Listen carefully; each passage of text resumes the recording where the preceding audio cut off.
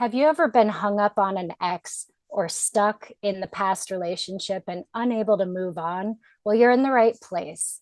Hi, I'm Whitney Kobrin, a dating and relationship expert and love coach. And today I'm going to tell you how you can let go of the past and finally move on.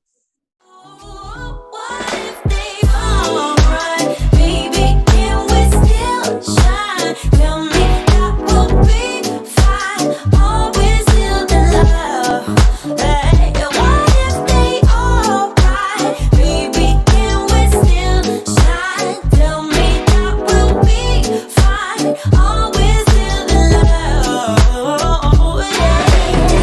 What if they alright? Still shine. Tell me that will be fine. Always still in love. What if they alright? Baby, can we still shine? Tell me that will be fine. Always still in love. Oh, what if they alright? Hello, Baby, welcome, can welcome we back. still So, shine? today we're going to be talking about how to let go and move on. And this is so important. Let's think about what will happen if you don't let go. If you don't let go, you can't move on. Maybe there wasn't a happy ending from what happened in the past, but you're going to be stuck in that unhappy ending rather than being able to close that loop and be able to move on and start a new story that could have a happy ending. And we're going to look at today why it's so hard to move on and what you can do about it to actually be able to move on. So, the first thing that I want to talk about is why it's so hard. And if you've ever seen this image, I know in my psychology textbooks, it was always in there, but the iceberg, where there's a little tiny tip of iceberg above the water, but a big, huge iceberg underneath the water. Well, that is your mind. And the little tiny tip that is above the water is our conscious mind, what we are aware of, what our conscious decisions are. This is where you make goals and decisions about your life. But your subconscious, the big part that's under the water, you may not be aware of, but that is leading your life. So anytime that you feel this internal conflict of, I want to let go, but I can't, or I want to achieve this goal, but I can't, you know that your subconscious and your conscious mind are duking it out. So there is a battle happening between what one wants and what the other one wants. And our subconscious mind is programmed to keep us safe.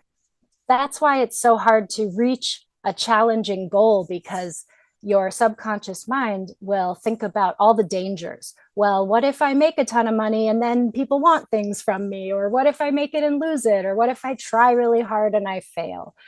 All of these fears will hold us back and keep us stuck and keep us in our comfort zone. And it's a very similar thing happening when we are stuck in the past. Our minds, our bodies, we get programmed just like computers, right? I don't know if you realize this, we have created computers in our image. We have a lot of the same defragmenting and processing. So let's think about it like that. When you were with that person or when you were experiencing that past event, it felt good. And you began to be programmed to want that thing, to need that, to enjoy that. Let's just assume it's a person. You're having a hard time getting over an ex. And so you're programmed by being around that person all the time that that's what you want, that is your everything. And then all of a sudden, let's say they're gone and it's over and you just can't move on. It's hard because deep down, you have these feelings that you want to stay attached, that there's hope of getting back together, that maybe this is the best you can ever do. And so the first step to being able to let go and move on is to acknowledge, what are your actual thoughts? What are you actually thinking about this? And you might have very contradictory thoughts of, I'm ready to move on and be with someone else, and I really miss this person and I wish we were still together. And just know that that's super normal to have these conflicting views. So, this is the first step. You want to ask yourself also, what is the payoff of still being stuck in this past? What am I getting from it? How am I feeling better, right? Justified. So this might look like if I'm hung up on the past and I'm asking myself, what's the payoff? Maybe if you have kids, you really are trying to be with that person still because there's kids involved and you really want them to have the family. Maybe you just have really positive memories, and now in your current life, you're not having those happy, positive memories. So you are still wanting what was in the past. Your payoff, it might be about being right. Maybe you made a decision a long time ago that that is your person, right? You committed to them, you're loyal, and you don't know how to break that commitment. It's just not something that we're taught to do. We're taught to make commitments and keep them.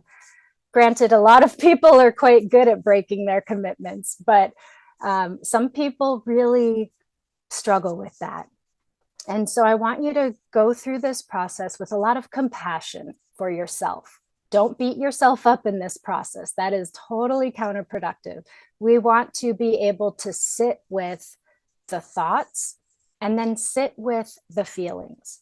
So when you are thinking about this, it might bring up uncomfortable thoughts, negative feelings. You might want to cry, you might get angry. But instead of just going around those or shoving them down or ignoring them or going and relying on your favorite coping mechanism, drinking, smoking, shopping, whatever it is, instead, you want to sit with that emotion.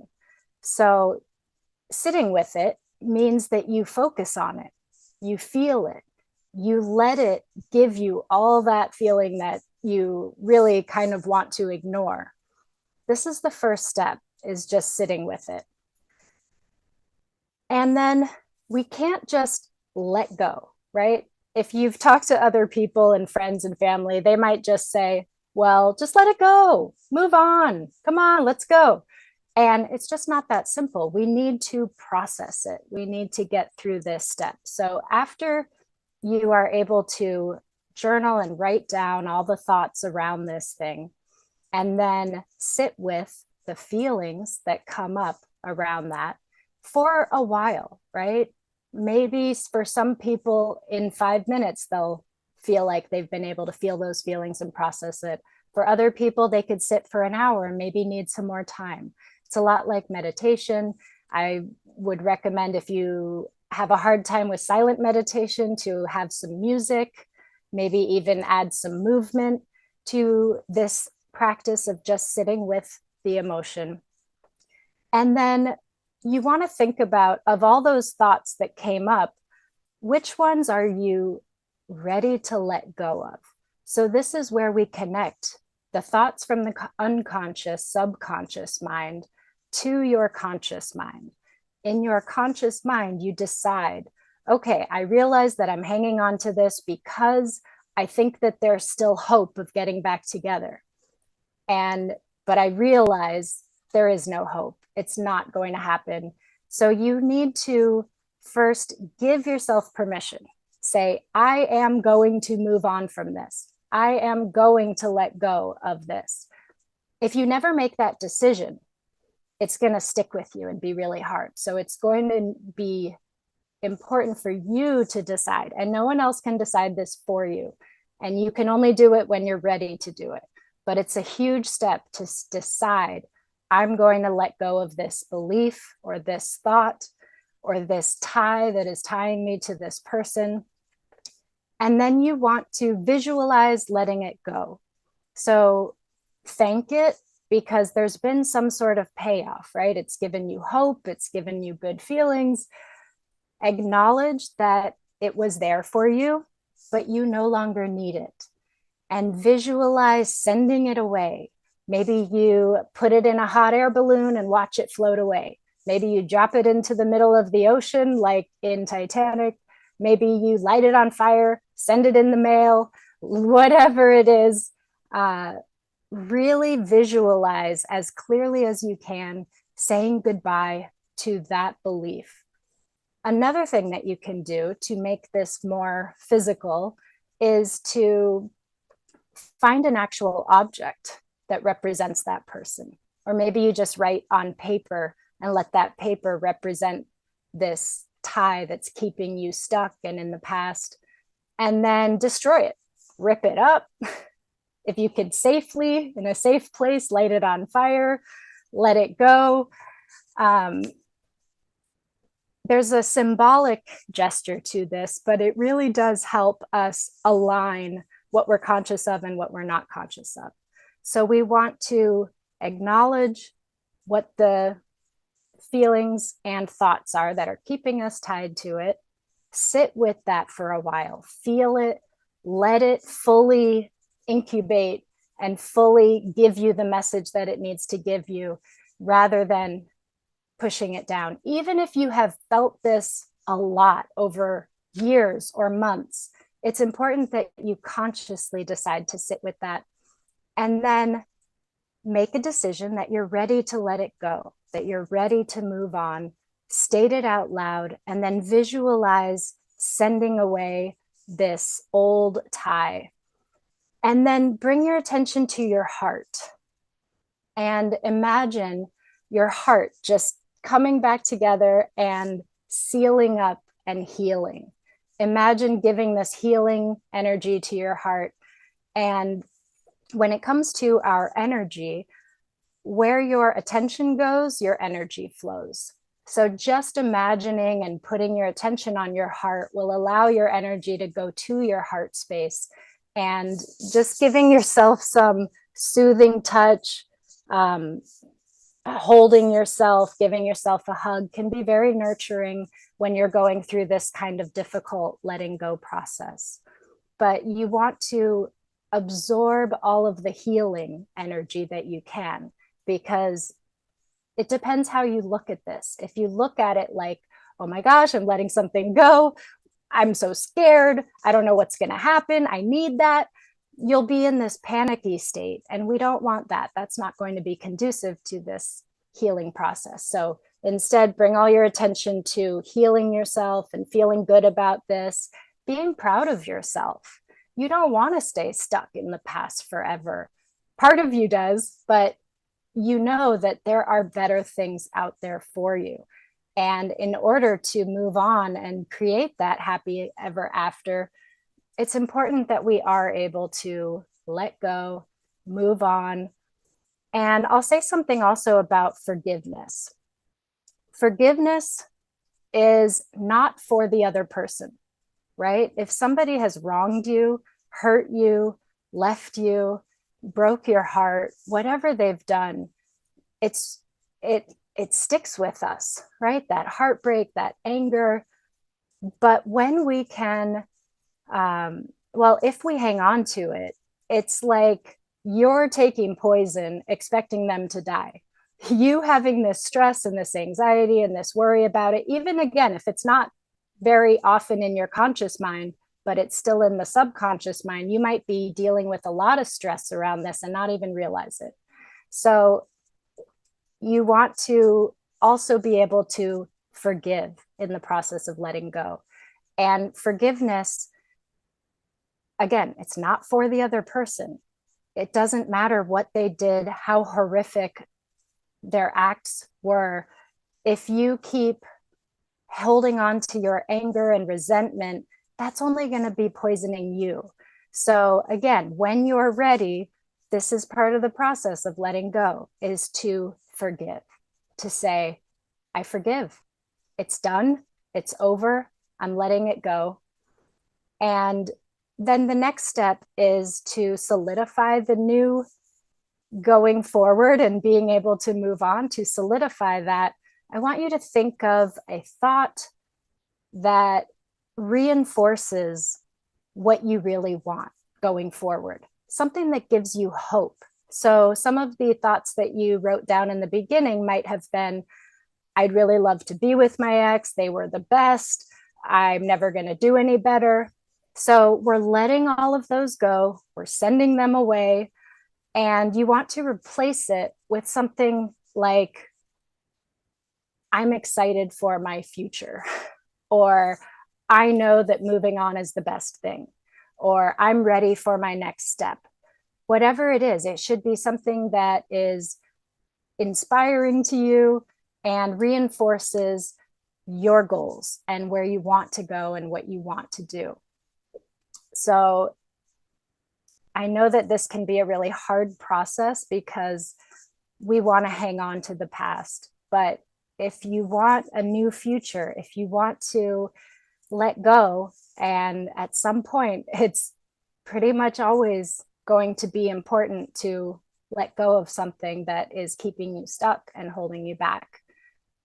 So follow these steps and you'll be able to let go and move on and eventually create your own new happily ever after. All right, I'm not sure if there's something that I should do to end. Okay, 3, 2, 1, and go.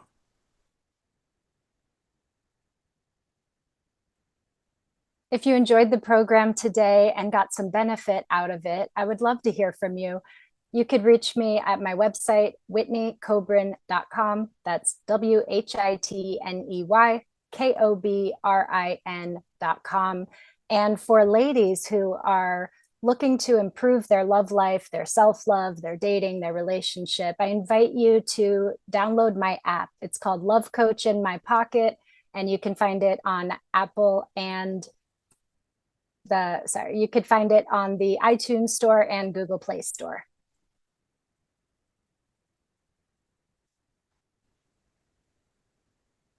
All right, 3, 2, 1, and go. If you enjoyed this program and if you got something beneficial from it, I encourage you to follow the program and also reach out to me through my website, whitneykobrin.com. That's WHITNEYKOBRIN. And if you are a lady who is looking for love or looking to improve your self-love or turn your love life around in some way, please download my app. It's Love Coach in My Pocket. And there are courses and community and lots of resources for you there.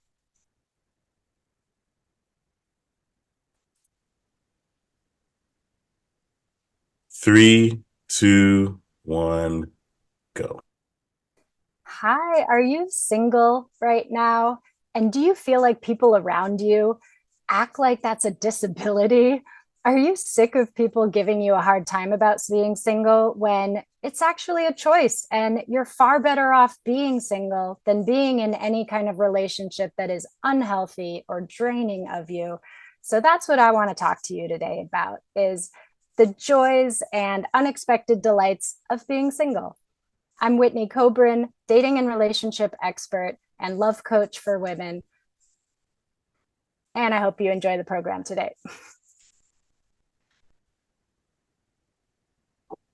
3, 2, 1, go.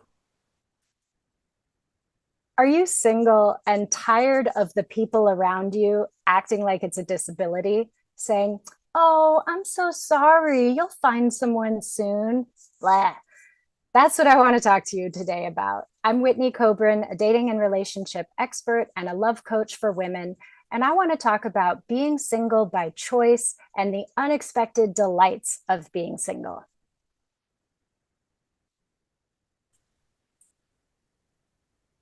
Three, 2, 1, and go. Hello, I'm Whitney Kobrin. Thank you for being here today. And I'm a love coach. I worked as a matchmaker. I work with a matchmaking company. I am all about love, and I love love. And I love helping people find happy, healthy, amazing, lasting relationships, reinvigorate their relationships. But I want to talk about the opposite of that today and talk about being single, because I've talked to a lot of single people over these years doing what I do, and not one of them enjoys other people feeling pity on them or acting like something is wrong with them, or, oh, honey, you're just being too picky. Just settle for someone.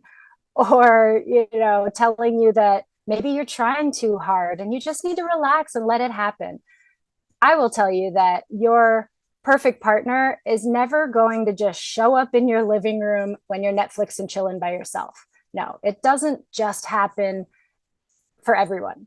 It does take some effort. It does take some work, and I bet you've tried the dating apps and websites. You've gone on blind dates. You've worked on yourself and read all the self-help books. Maybe you've gone to therapy or counseling. And if you're still single, I just want to say there's nothing wrong with you, like, at all. Being single is not a bad thing. Um, so I want to talk about some of the unexpected delights and good things.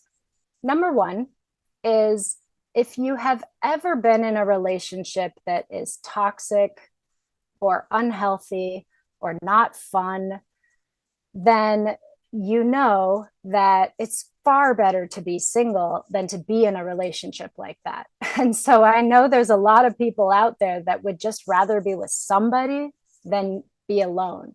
And they're putting up with a lot, and they're suffering, and they're holding things in. And so when you're single, you don't have to deal with that. You don't have to deal with that toxic energy. You are free to make your own decisions. Um, and if you are single and just taking a break, right? Because there's different ways of being single. One is maybe you're single, but you are actually seeing people and dating people. You're just not in a relationship yet. And that could be really fun. I love that phase. And I know it gets a bad rep because dating is complicated these days. And there are catfishers and ghosters and the guy on the oil rig that says that he needs money for his son, and these scammers. And yeah, I've seen it all. I know that it's not fun, and people can really burn out on that. So if you are somebody that's been single and you've tried dating and you put it all out there and it just got overwhelming and tiresome and felt like you were spinning your wheels, swiping and texting, and nothing's really leading anywhere, you are not alone.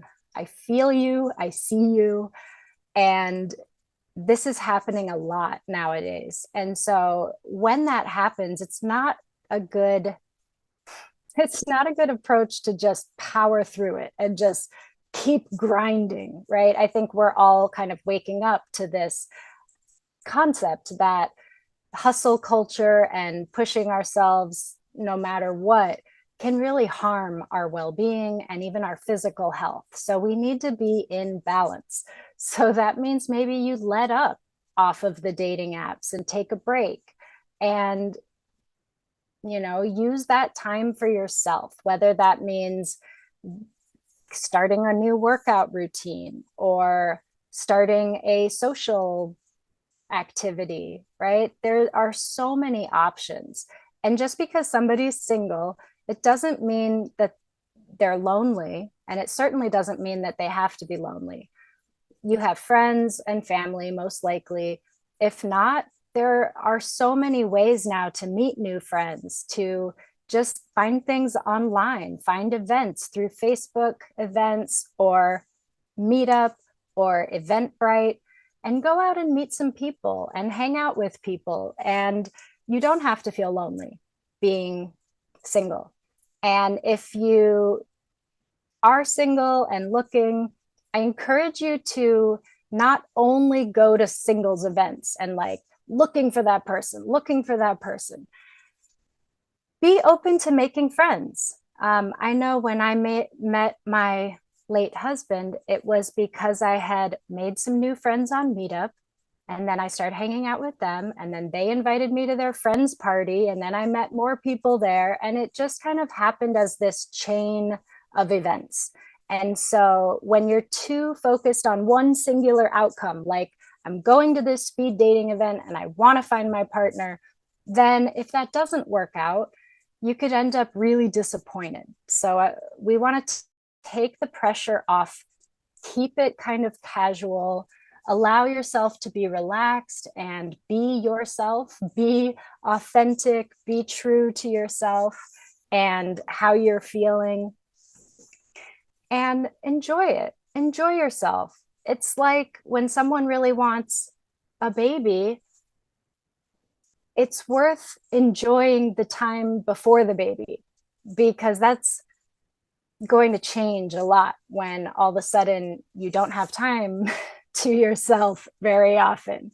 So while you're single, I encourage you not to look at it as a bad thing and feel lonely, and definitely don't get lost in your head with, the downward spiral of, I must not be lovable, I must not be good enough, it's never going to happen for me. None of that is helpful, and I hope you don't do that. And I hope that if that starts to come out, that you have some sort of tools or practice like self-compassion or meditation or embodiment or movement or something where you can get yourself back into out of that negative spiral. That said, it is very normal to have that yearning for a partner. So if you're capable of having, you know, both of these thoughts in your mind at one time that may be contradictory, that can make you feel very whole and at peace to say, I am content with myself single, and I do want a partner. They could coexist, but it doesn't mean that you're going to be working really hard and desperately chasing after finding a partner. Sometimes when we try too hard, it can be like in baseball, if you hold the bat too tight, you can't hit it properly. Or if you catch a butterfly, right? If you hold it too tightly, you could crush it. So there's always this sweet spot, this balance of being open to the new experiences and wanting to invite a partner in, making eye contact with people, giving your number out if somebody seems interesting. We want to be able to do that and balance it out with not feeling like there's too much pressure and too much demand on that. And it's great when you can use that time to not just improve yourself, because I kind of I'm in the self-improvement field, but I have this belief that if we're always trying to be better, if we're trying to change who we are, then that could become a negative influence in our life also. So it's not just about, I'm going to work on myself and I'm going to become a better person so that I attract a better person. I mean, there is truth to that, yes. But really what it's about is you're not becoming something different. You're actually shedding all of the things that are holding you back so that you can truly be yourself and truly shine. And that, in my opinion, is the goal of self-improvement, is to really be your best self, to be your most authentic self, to be able to release and get past our fears that keep us playing small and stuck in our comfort zone and afraid to, go talk to the cute person over there in the corner of the room. We want to let go of the fear, the self-consciousness, the insecurities. When we let go of those things, that's how you become a better person. That's how you improve yourself, because you can just be more agile in your world, more dynamic, able to go with the flow and run with the punches. And when you are called to show up or to be your best self, that you're less shut down or less encumbered. That's a great thing that can come from being single. So pay attention to that and ask yourself, if you are single, Are you going about it like, oh man, yeah, I'm single, kind of deflating, want? Or are you like, yeah, I'm single and I'm using this time to enjoy what I like and explore what I like and be my best self? And that is such a magical place to be. And it does help you to attract a partner who's going to be, on that level with you. Um, I know people that have gone to on so many first dates and so many singles events, and they're just not finding their person. And usually they're very anxious about it. So, if I could give you one tip to improve your love life, to improve the way you feel single, to improve the chance that you'll find an amazing partner who loves you for you, is to work on being more at peace and more relaxed and letting go of this anxiety and worry and fear and insecurity. And I know that might sound like a tall order. If that's something that you feel stuck in, reach out, find a therapist or a coach. I mean, this is something that I work on with my clients, but there's a lot of different resources out there, and find what works for you. I know that meditation has amazing benefits that have been scientifically proven, and yet I know that meditation is not for everyone, but there are other options that you could do as well. So if you're not into meditation, maybe you do something with movement. I actually saw a YouTuber that tried standing on one foot for 5 minutes for a whole month. And she thought it was going to be ridiculous, but she actually was someone that couldn't just sit down and meditate and get much benefit from it. Overactive mind, was always getting in the way, just this antsiness in the body. But when she just tried standing on one foot for 5 minutes, it had all the benefits of what a meditation is. So keep trying new things, keep seeking answers. You really don't want to go into your love life, wherever you're at in that, with anxiety and worry and stress and fear. We want to be able to work through that. And communication really helps with that too. Maybe there is something that's weighing on you or something that is unknown, and that's why you're feeling anxious. So it helps to talk about it. It helps to be able to communicate with those around you, those that care about you, about what you need and how you feel. So this is a great tip that I give to people, even when they're dating and in relationships, that when we're dealing with conflict, conflict is actually an opportunity for intimacy. When we open up, when we're vulnerable, when we share with somebody how we're feeling and what we need, it actually creates more closeness. So there are tips and ways to do this, right? We don't have time to get into everything today.